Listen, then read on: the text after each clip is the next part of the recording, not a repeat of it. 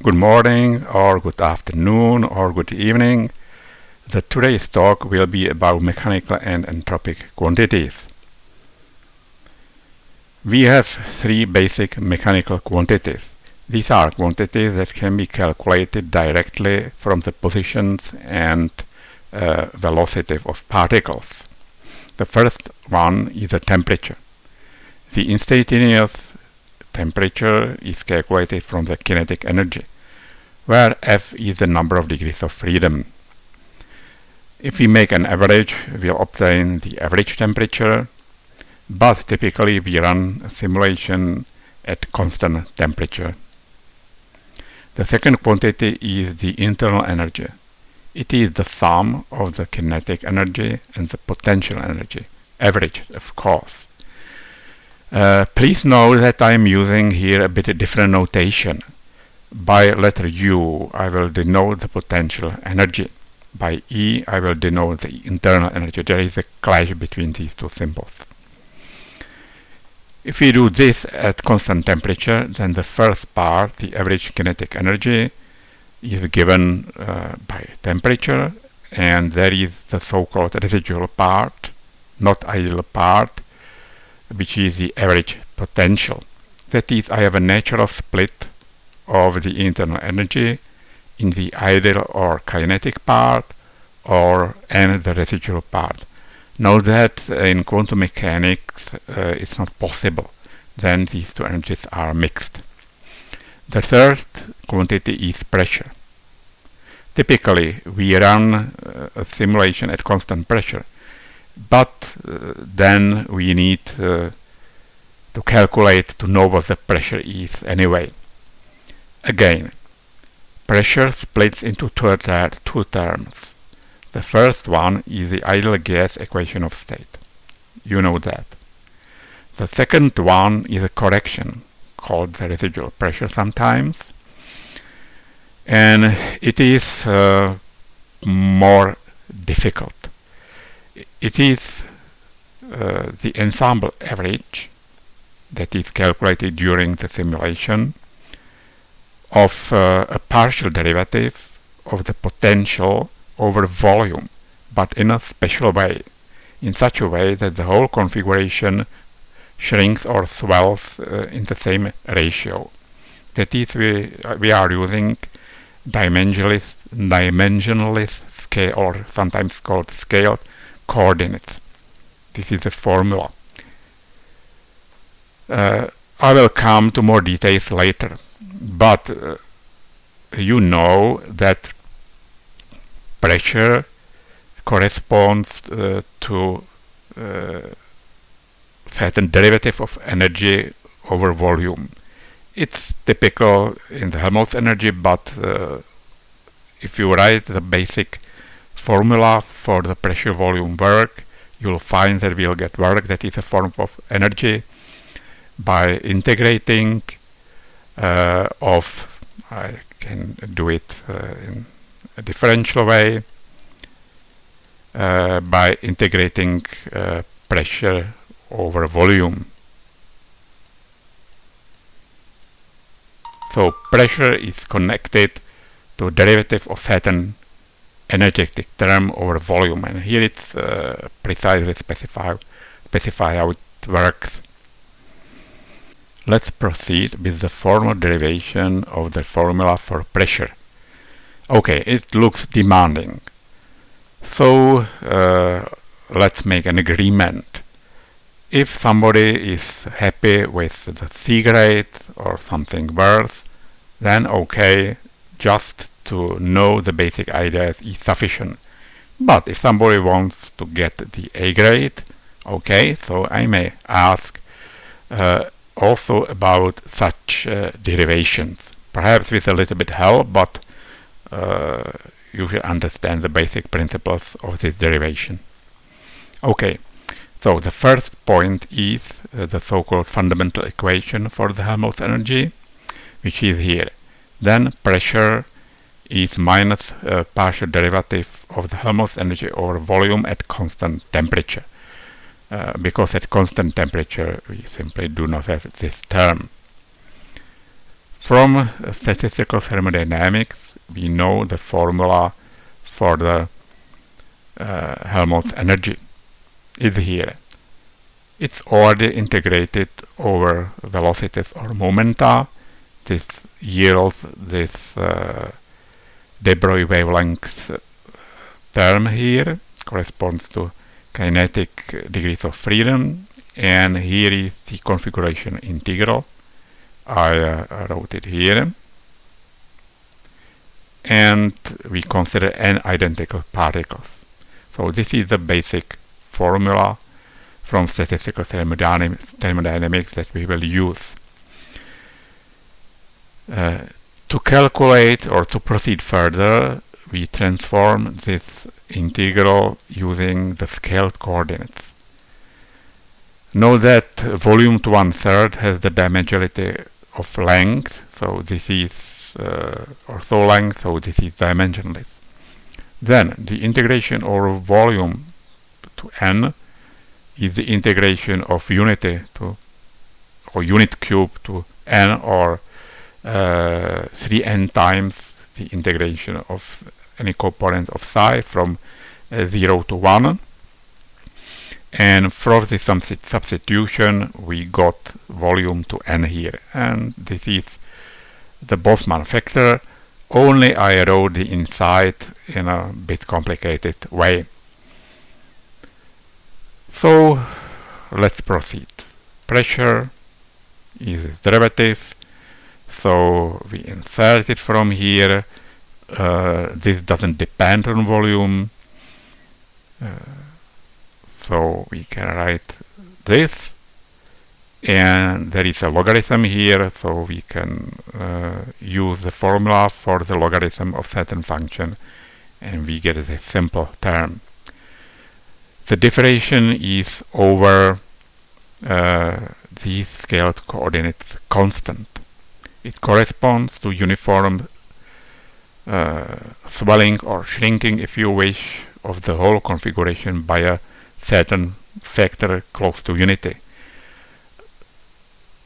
so that all scaled coordinates are the same. So if I denote it here like that, I expand the whole configuration, you can see, for example, here that these particles are a bit farther away.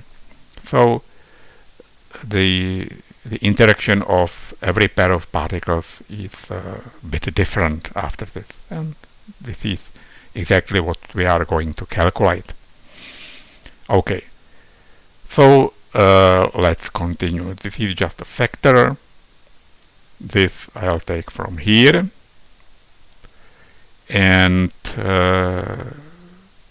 I calculate this by volume. It is a product of two terms.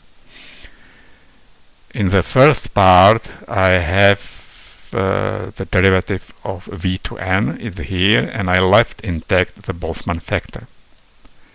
And in the second part I did it in the opposite way. I left v to n intact, and I differentiated this. This is quite a complicated function, so it's a chain of differentiations of derivative through all these arguments, but at this moment I did it only partly. That is, here is the exponential, so I repeat it, and then I have a derivative of what's here inside. That is, minus beta goes off, it's a constant, and I have a derivative of the inside.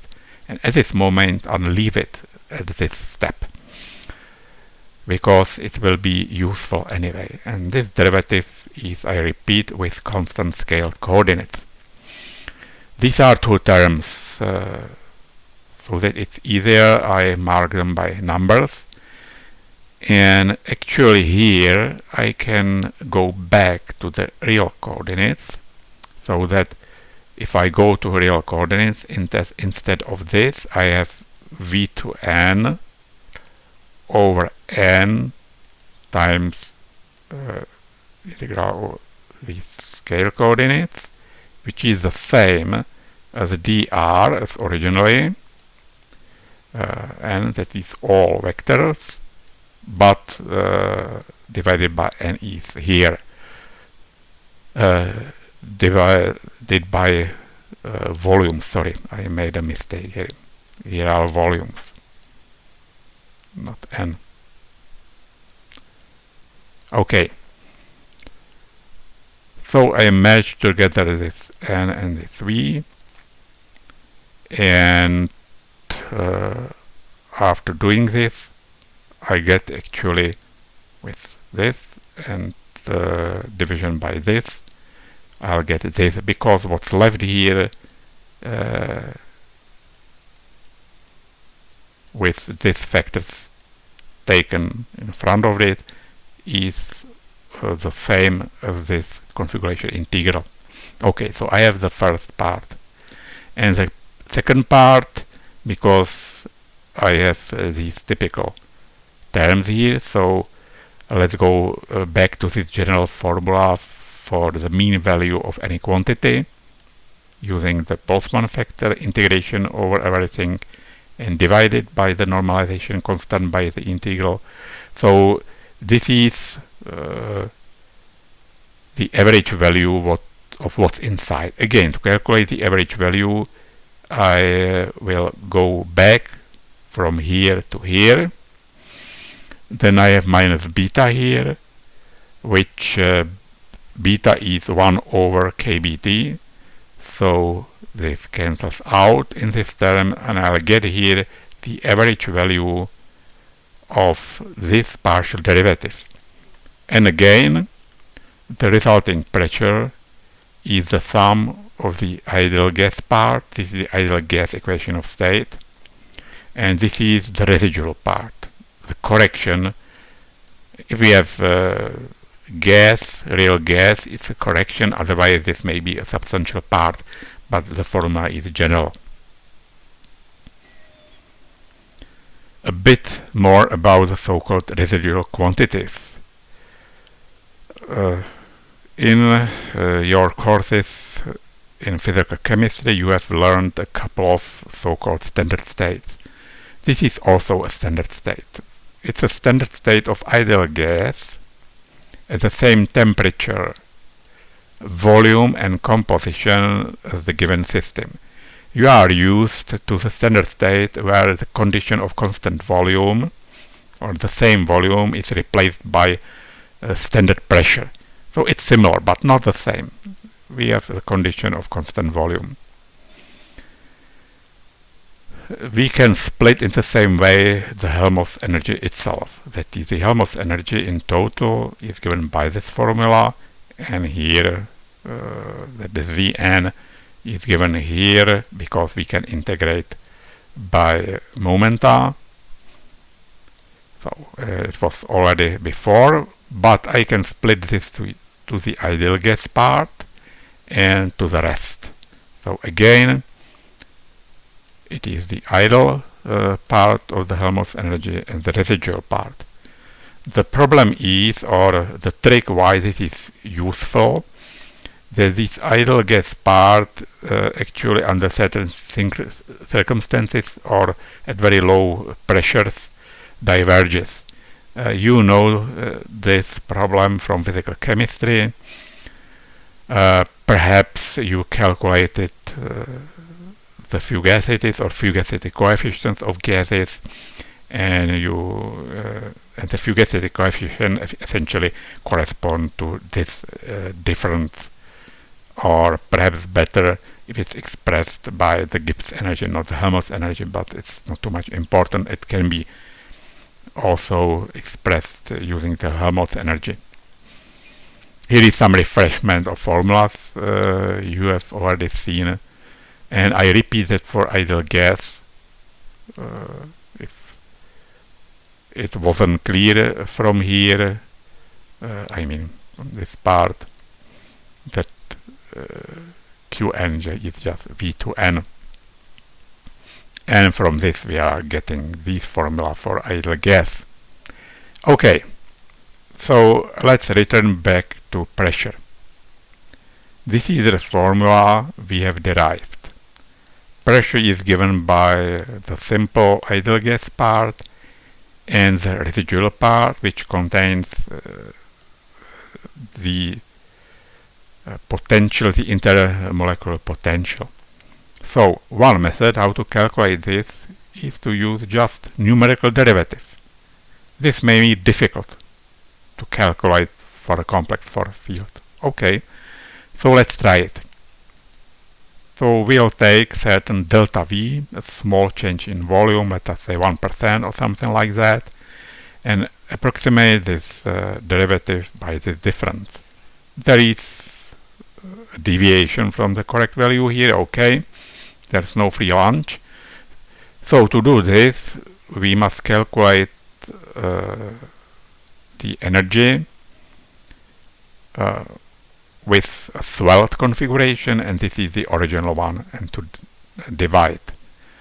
Or, which is a bit more accurate, we'll use a symmetric formula. It is more accurate, it has better error term of 1 or the better. And what I have shown here, the implementation is straightforward. We run a simulation, and once a while, it does not have to be at every time step, we swell a configuration and calculate the energy. Swelling means that I multiply all positions of particles. For molecules, typically I am using the center of mass as the reference point, and then I do the same with a configuration that is shrunk a bit by the same volume, and then using this I make the ensemble average, that is the average over my trajectory. What I should note that these scaled configurations are not included in the trajectory, they are used only for the calculation. And if I am doing this, it means that all positions are scaled by this factor, the cubed root. Okay. Of course, there is a possibility to handle also this term. I will not go into detail, but it's manageable, and what I am getting is a gain. There's a typo here, is pressure. That pressure is again the ideal gas part, and the residual part is written using the so-called virial of force, and it is the sum of position times force. Such a formula is not directly applicable in the periodic boundary conditions, but it can be rewritten for pairwise additive forces. The pairwise additive forces are forces where the potential energy is the sum of all pairs, which I wrote here as I less than j, of individual contributions, which are functions of distances of both particles I and j. Imagine liquid argon, for example. So here it's quite simple to calculate this residual term, that is the value of force. I need forces. This is force between particles I and j except sign, and this is multiplied by the distance of both particles, and the sum runs over all pairs. So this is in brief how pressure is obtained. For other energy terms in the force field, there are different formulas here, but the principle is the same. The entropic quantities are very important in practice. By these quantities I mean anything that contains entropy. These quantities, in other words, require a knowledge of the partition function. That is, it may be the Helmholtz energy, and from this we can get the Gibbs energy, or in the isothermal isobaric ensemble we can get the Gibbs energy. There are some subtleties here, but it's not important. In practice, what we usually need is the chemical potential or the Gibbs energy, or the difference of Gibbs energies or chemical potentials between two states. And these quantities are very important in practice. There are many applications.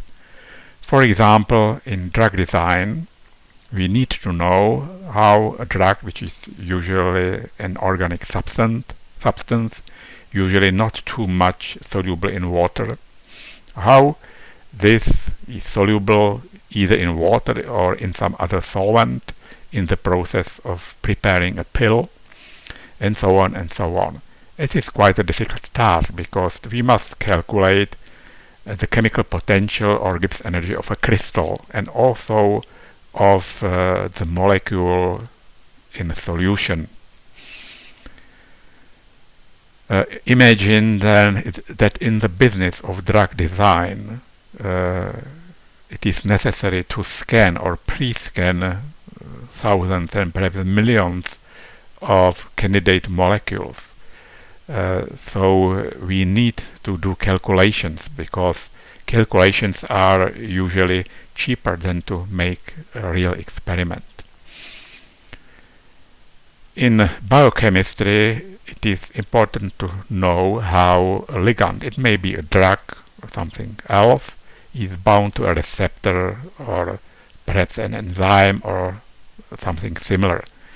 This binding is given by the difference of the Gibbs energy or the difference of the chemical potentials. It is essentially an equilibrium constant.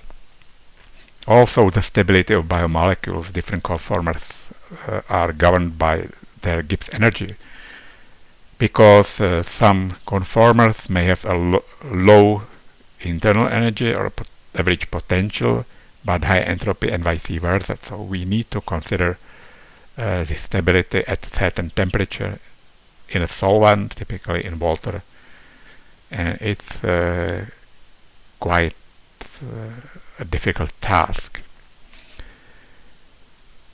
There are many quite sophisticated methods, especially in the field of these biomolecules, but all these methods are based on several basic principles, and I will concentrate on these simple principles here. The first type of methods is the thermodynamic integration.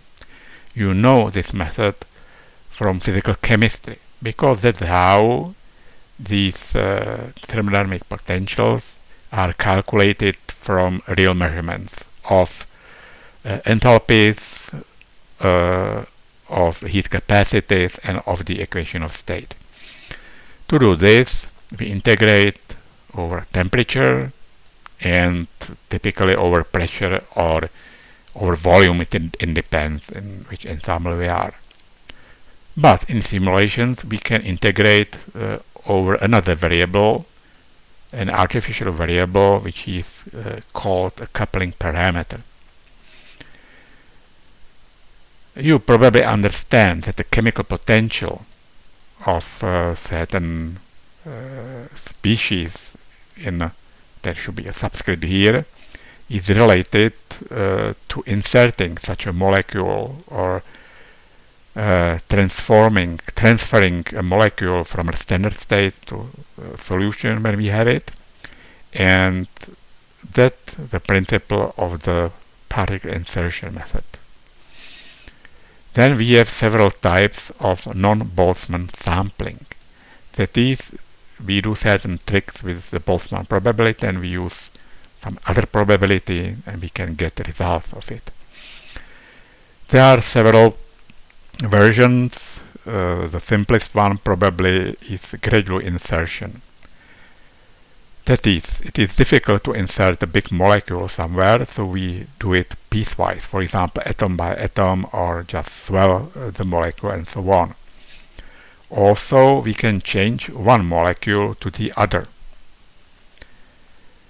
There are several subtypes of this trick. That is how to, in a smart way, to choose these transmutations from one molecule or interaction potential to the other, and I will briefly review these. And as regards the fourth method, you know that the Gibbs energy difference is related to reversible work. And this reversible work can be calculated by the integration of force. And force is a mechanical quantity that can be easily determined in simulation. There are caveats about this, but in some cases this is useful. You know the thermodynamic integration from physical chemistry. This is how the values of these potentials are obtained from real experiment. Let's focus on the Helmholtz energy for simplicity. There are two variables here, so we can integrate over both. For example, by the integration of pressure, well, I can see that I have here once lowercase pressure, once uppercase pressure. I hope you are not confused by this, it's the same quantity. Sorry for that. So we can integrate over two variables, but it's not quite convenient to integrate over temperature, because we need first obtain the entropy, and we need integration for this entropy too. The trick which is used, I guess you have heard about this, if not I will explain it here, is to use not Helmholtz energy, but the Helmholtz energy divided by the absolute temperature with the Boltzmann constant that is multiplied by beta. So that here there are equivalent formulas, that is by the integration of pressure, which we already know how to calculate in the simulation. By the integration of pressure or volume, we'll get a difference of the Helmholtz energies, and we'll do the same with the internal energy. I repeat here that U is the potential and E is the internal energy. Okay, the equivalent formula, which is used more often because it doesn't contain the kinetic part, which is a sort of trivial, is that the derivative of beta times the residual Helmholtz energy over inverse temperature is the average potential, and this is directly determined by the simulation, but this is equivalent. To do this numerically, we must run several simulations, and we must determine pressure or energy as a function of volume and the inverse temperature in many points. And then we use the integration. There are several methods how to do it. For example, trapezoidal rule, Simpson's rule, or we can fit it to a polynomial and then integrate this polynomial and so on.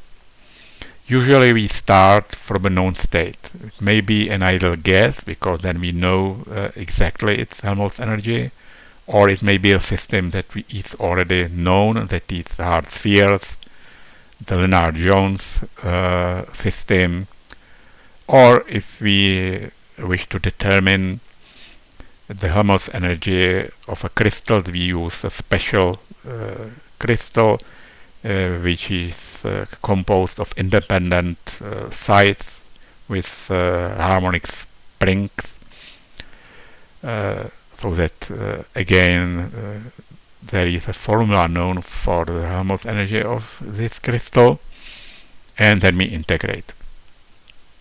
Okay, I don't know at this moment whether you know this formula, so it's a good idea to prove it. But when I show you the proof, I am pretty sure you have already seen it in this or that context. That is, I wish to calculate the partial derivative, I mean at constant volume, of beta f over beta. Since beta is defined here, it's f over t and the derivative over 1 over t. Okay, so I'll write it formally because here I have a formula and know how to calculate the derivative of f over t. So I will calculate first the derivative over temperature, but I must correct it so that I divide it by the derivative of 1 over t over t.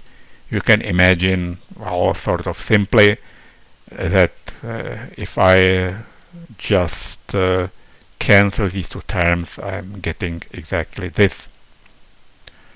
Okay, and now it's easy. The derivative of f over t can be obtained by the rule of differentiating ratio, a fraction. So in the numerator I have f. So I have the derivative of f over t, and it's minus entropy from here, and times t from the formula for the derivative. And the second term is f times the derivative of t, and it is here, and it was minus according to the formula and divided by t squared. Okay, and you can easily recognize here the internal energy. Or to repeat, I believe you know the definition of the Helmholtz energy, which is the internal energy minus Ts. So I go back, and only here I am using E instead of U. Otherwise, it's the same formula. And the rest cancels out, like sines and t squared. So it's been proven. But there is another option how to prove the same formula just using the statistical mechanics. So let's do it. Beta f is, except sine, the logarithm of the partition function. Once again, it's a logarithm, so I put 1 over z here and make a derivative of the logarithm, and it's the derivative of z over beta. And here I'll write one form of this partition function, quite a general form, that it is the sum over all states of the Boltzmann factor. And here I'll write the same, but here I have the derivative. And this is the minus sign. Okay, now it's easy to do this. The denominator is here, and here the derivative over beta just repeats the exponential, and then there is the derivative of this inside over beta, and it's minus energy. And if you look at this, here I can change both signs into plus. This is the average energy, and the average energy is the internal energy. So I got the same. Actually, the fact that I got the same means that I have a good basis of statistical mechanics, but actually if you think about it better, combining these two formulas was exactly the way how we derived the Boltzmann equation for entropy, and then the formula for the Helmholtz energy. So we did certain calculations that are reverse engineering of the basics of statistical mechanics. Okay, but if we have simulations, we can do many tricks. Instead of temperature and volume, we can use any parameter. we call this parameter a coupling parameter. And not only the potential, the intermolecular potential may depend on this lambda, but to be quite general, I will use the product beta times u, because always in the Boltzmann factor I have this product. So I can assume that the function beta times u, as a function of certain lambda, looks like this. So here there is one option. I will have beta, which will be constant, and I will have this coupling parameter in the range from 0 to unity.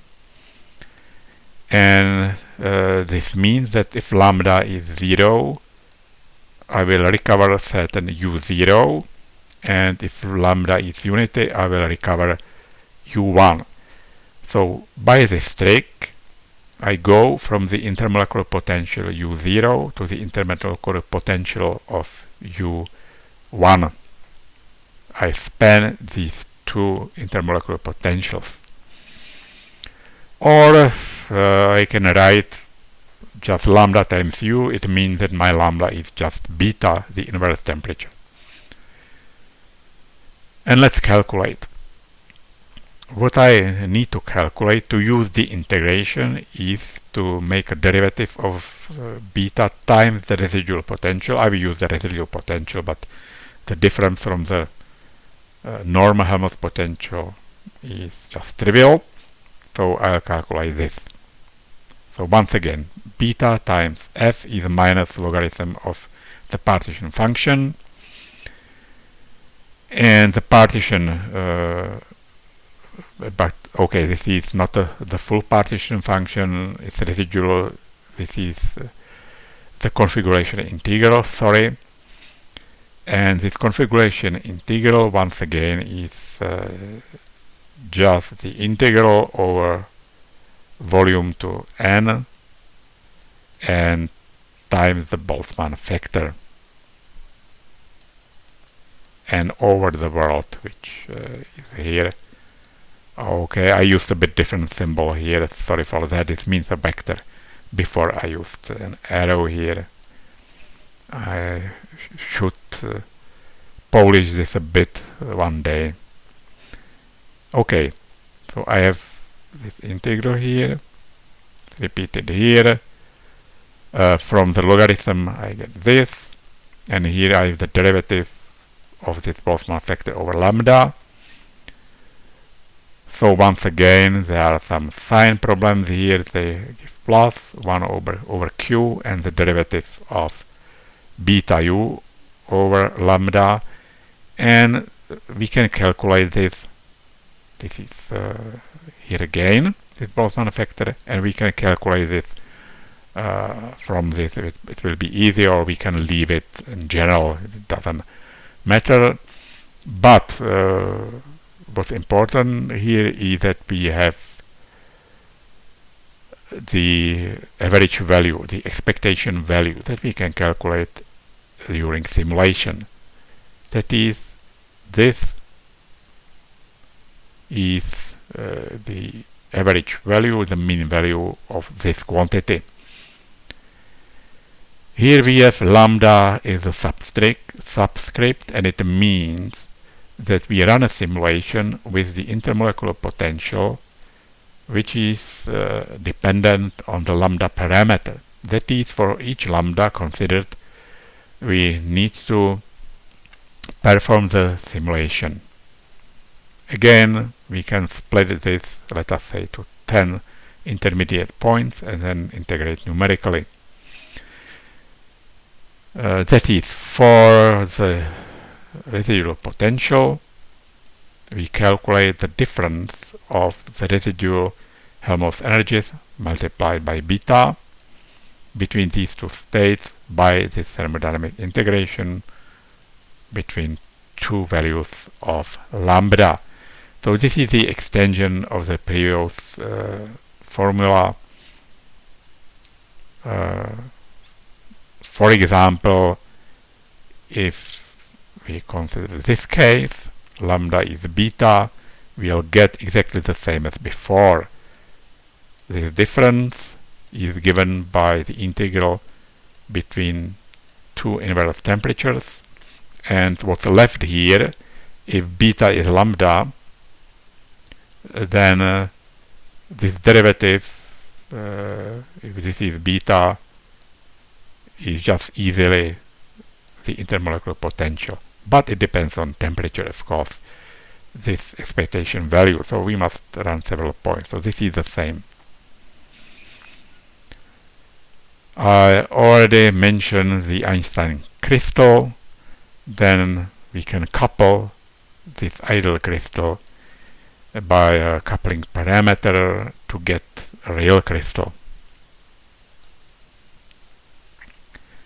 A very similar method is based on changing the Boltzmann probability to something a bit different. Again, let's assume that we will simulate this system with certain beta u0, and we can change both the temperature and the intermolecular potential in the same sense as before by the coupling parameter. And we want the result of certain quantity for a bit different potential or temperature. We can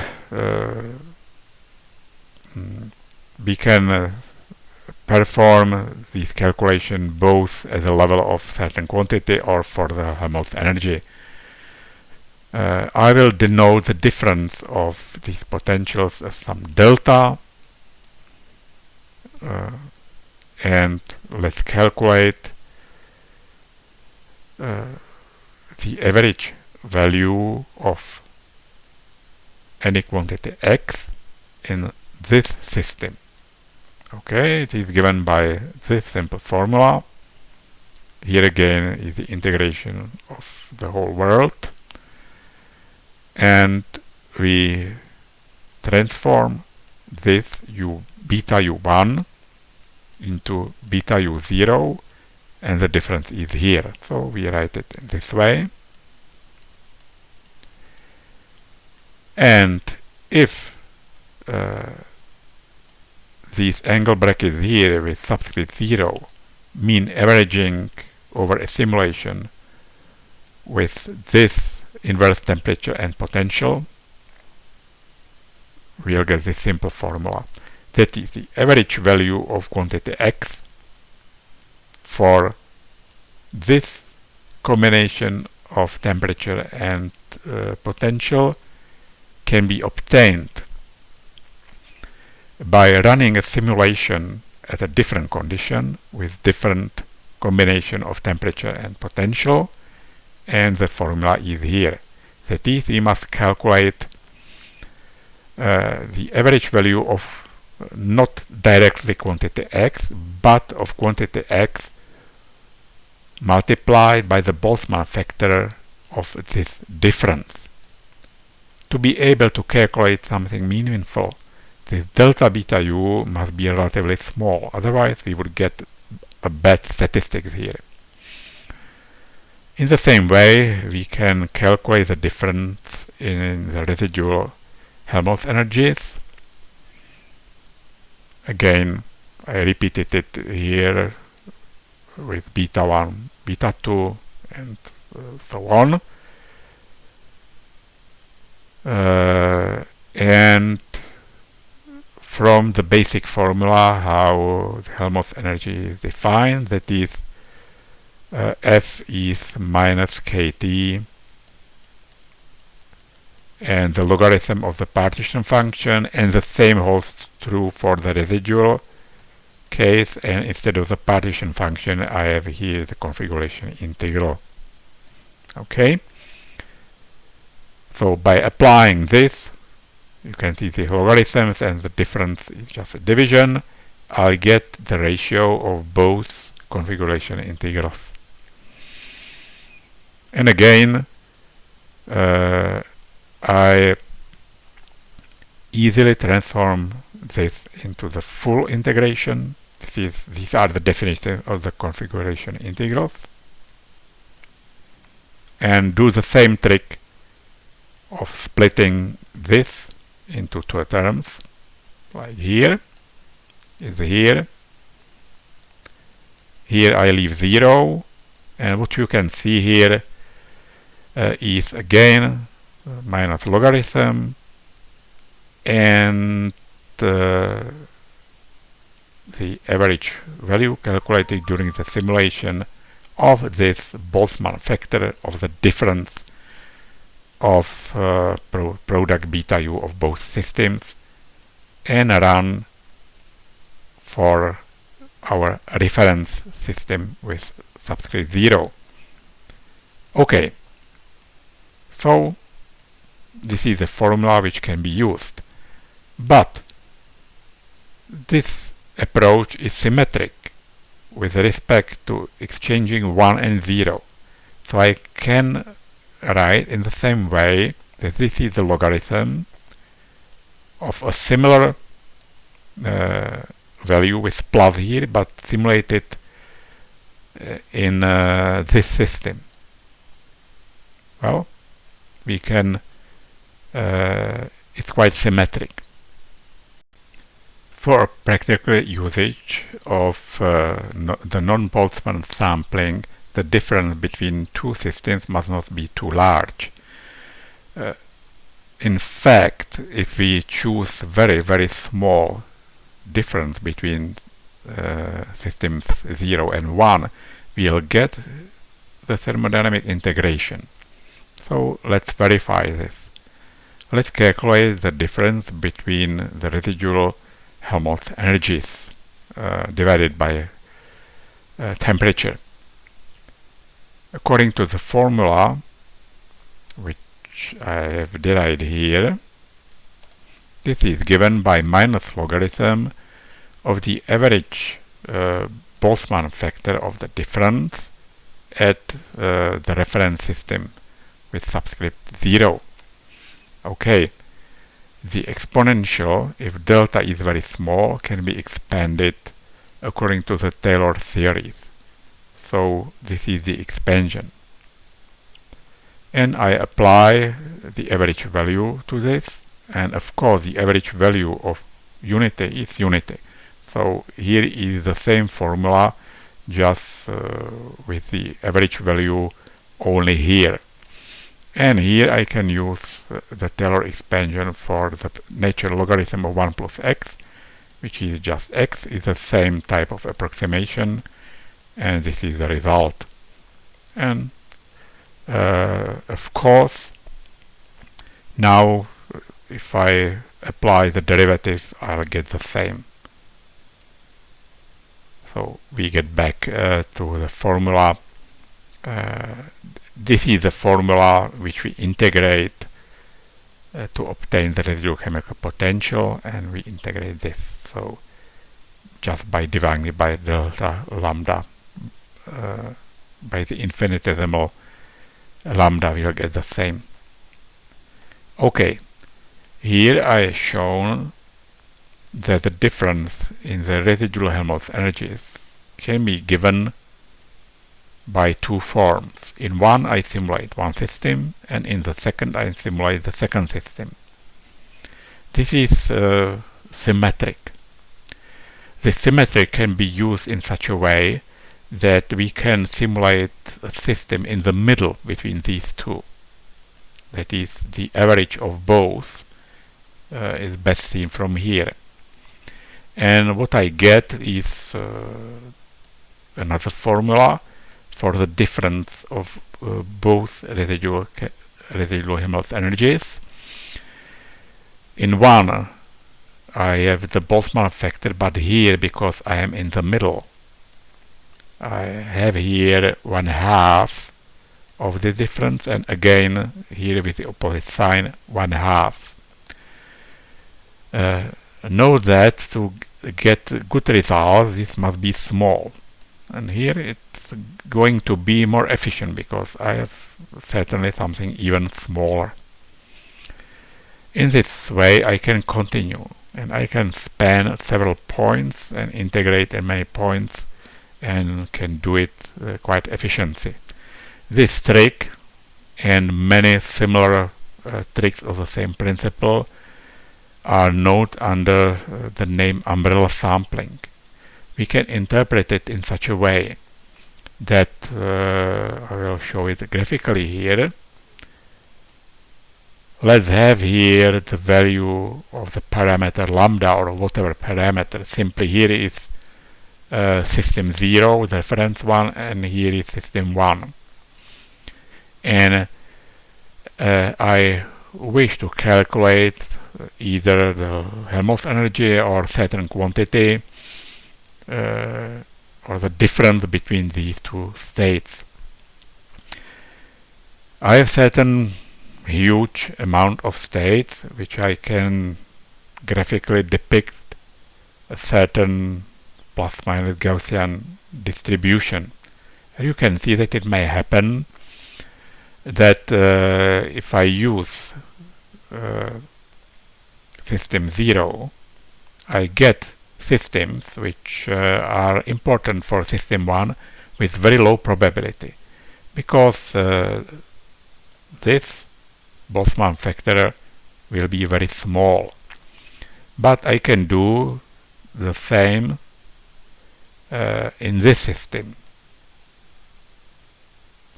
But there is certain overlap here, and if I study the system in the middle, I'll get both systems with reasonable probability, so I'll get a better result for the difference between systems 1 and 0. In the Widom particle insertion method, the chemical potential of a substance is calculated by inserting a particle into the system. Let's start with an open system. Here the fundamental equation contains not only the usual terms, but the chemical potential times the change in the number of particles. The chemical potential here will be per one particle. For simplicity, I will not consider a mixture here. So let's write the formula for beta mu here. It's given, beta is just added here, it's a constant. So it's the partial derivative of this over the number of particles at constant volume and temperature. From the definition of the Helmholtz energy, to repeat, the Helmholtz energy is minus kBT times the logarithm of Zn. So it's here, or we can do the same for the residual chemical potential. We will have a similar term here, just with the residual Helmholtz energy, and the residual Helmholtz energy is related to the configuration integral, but divided by the configuration integral for ideal gas, which is V to N. And what's the derivative over the number of particles? It's a discrete variable. The only way how to calculate it is to replace this by a difference, and the minimum difference is just one added particle. So that here we have the same expression for n plus 1 minus this expression just for n. Okay, so if we rearrange this, put these terms to one logarithm, then making an exponential of everything, we arrive at this expression that such a factor, like Boltzmann factor like expression for the residual chemical potential, equals 1 over volume times the configuration integral for n plus 1 particles to the configuration integral for n particles. Know that the dimensionality of the configuration integral is volume to n to the number of particles, so that this gives a number with dimensionality 1. We can repeat this for the full chemical potential. That is, we have V here, and instead of this we have the de Broglie thermal wavelength here in addition, and factorial, so there are some terms out of it, and the final result for the full chemical potential would be here. We know already what's the chemical potential of ideal gas. By subtracting we are getting the same. Okay, so this is the formula we got in the previous slide. But how to create this configuration integral from this? We would like to run only one simulation. It means a simulation for n particles. So what is this operation? We can split the potential energy, or the force field if you wish, into two terms. The potential energy with n particles, this one is available during simulation, plus the difference, which I will call psi as a function of n. And let's continue with expressing this term by an equivalent way. So this is clear, I just repeat it, and here I use this expansion. So the configuration integral is the integral over the Boltzmann factor of the sum, and here the integration is over n plus 1 vectors in a cube. So let's rearrange this. First, we will put this factor out of the formula, and we are getting the ensemble average of this factor. This is what is left here with the exponential in the system of n particles, and this contains the integration up to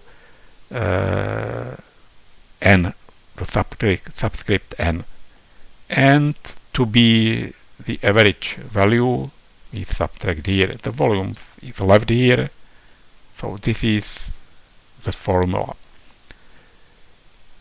Here the formula is repeated and interpreted in a different way, so that this expression for the residual chemical potential equals 1 over volume of the system, and we have one integration over the position of the n plus 1 particle. And what we integrate is the average value in the system of n particles. So this will be calculated during a simulation of the Boltzmann factor of the additional energy which comes from inserting a particle. And this integration can be performed by random shooting, so that we are getting a formula which contains two brackets. The first bracket means we are running a simulation, and the outer bracket means the Monte Carlo random shooting algorithm. To say it once again, we run a simulation of n blue particles. This is our basic simulation. This simulation may be performed both by molecular dynamics or by Monte Carlo, by Metropolis Monte Carlo. And once a while we take the n plus 1 particles, this is particle number n plus 1, and we insert it to a random place in the system, to a random position in the box, and calculate the energy associated with this insertion. This is this psi. Then we calculate the Boltzmann factor of it and accumulate this Boltzmann factor during our simulation run. We need millions and millions of these insertions, of course. It should be emphasized that this particle that is added only virtually. The simulation doesn't use it anymore. Just it's inserted, the energy is calculated, and the simulation continues with these n blue particles. If you imagine a very dense system, it's then difficult to insert a particle. Usually there will be overlap, or sometimes the configuration which is of interest, that's low energy. For example, it's essentially impossible to calculate the chemical potential of water by inserting water molecules into liquid water. But there is a solution of this problem. It's gradual insertion. By the method of non-Boltzmann sampling, or alchemic transmutation, how to call it, we first insert a very small particle, which is easy, the energy associated is small, and then we simulate the system with this small particle and try to swell this particle, that is to increase its size and some other interaction parameters. If we do it well, then after several finite steps and several simulations, we get the final result for a full particle inserted. That is, the principle of this method is inserting a particle. Actually, it is not used very often to obtain the chemical potential of the same particle inserted. There are more efficient methods, but it is used, for example, to insert some other particle so that we get solubility in a mixture, and the Henry constant. The Henry constant is a constant that describes the solubility of gas in a liquid. If we have gas, it means that we have a good reference point, so it's easy to remove a molecule of gas. It is what we are actually calculating here. And then by insertion we'll get the chemical potential, and after several steps we'll get a formula for the Henry constant. I am not going to write down this formula here. It's not important. What you should remember is that the Widom particle insertion method is typically used to calculate Henry constants and other instances where a chemical potential of a solute in a mixture is needed. You know from thermodynamics that if we have a reversible process which is associated with certain work other than pressure volume work that acts on the system, then the change in the Gibbs energy is given by this work. It applies if we have a system in barostat and thermostat, and all processes are reversible. A version of this formula is the change in the chemical potential of species I. Here we integrate the force acting on particle with subscript I, and we integrate this force over path or distance vector I from certain point to certain point, and there is the minus sign which corresponds to the convention that work added to the system is positive. This force is calculated as minus gradient of the potential energy over the position of vector I. It's a vector, and during the simulation we calculated its average value. So to use the integration over here, we must keep the particle at certain position and run a simulation with this particle at this position, and for every position of this particle we calculate this force and then we integrate. The force means the force to the center of mass if we have a molecule, if we have an atom, and then it's easy, it's just one reference point. Sometimes this method works fine and it is quite efficient and easy, otherwise there is a problem. The problem is hysteresis. The process of moving the particle from infinity to the system should be the same as of removing this particle. But there is a problem.